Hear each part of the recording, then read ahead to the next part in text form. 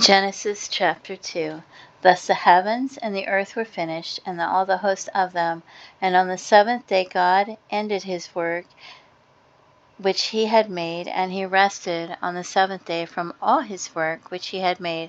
And God blessed the seventh day and sanctified it, because that in it he had rested from all his work which God created and made.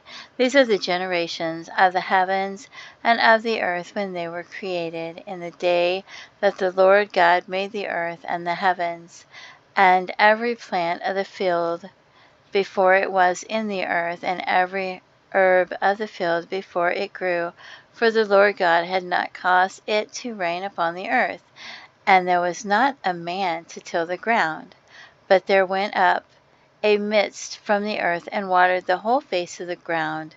And the Lord God formed man of the dust of the ground, and breathed into his nostrils the breath of life, and man became a living soul.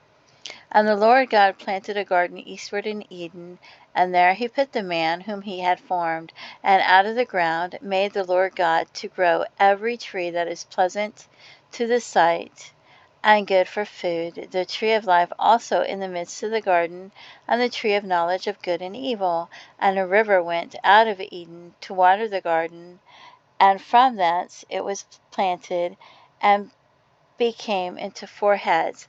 And the name of the first is Pison, that is it which compasseth the whole land of Havilah, where there is gold. And the gold of that land is good. There is bdellium and the onyx stone. And the name of the second river is Gihon. The same is it that compasseth the whole land of Ethiopia. And the name of the third river is Hiddekel, and that is it which goeth toward the east of Assyria. And the fourth river is Euphrates. And the Lord God took the man and put him into the garden of Eden to dress it and to keep it. And the Lord God commanded the man, saying, Of every tree of the garden thou mayest freely eat, but of the tree of knowledge of good and evil thou shalt not eat of it, for in the day that thou eatest thereof thou shalt surely die. And the Lord God said, It is not good that the man should be alone. I will make him an helpmeet for him. And out of the ground the Lord God formed every beast of the field, and every fowl of the air, and brought them unto Adam to see what he would call them. And whatsoever Adam called every living creature, that was the name thereof.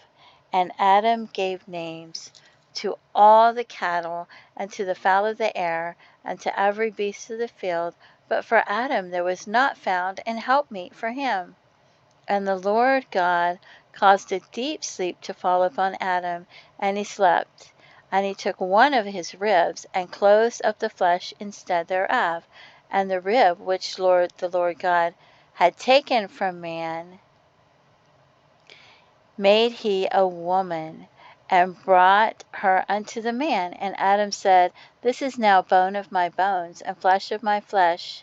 She shall be called woman, because she was taken out of man. Therefore shall a man leave his father and his mother, and shall cleave unto his wife, and they shall be one flesh. And they were both naked, the man and his wife, and were not ashamed.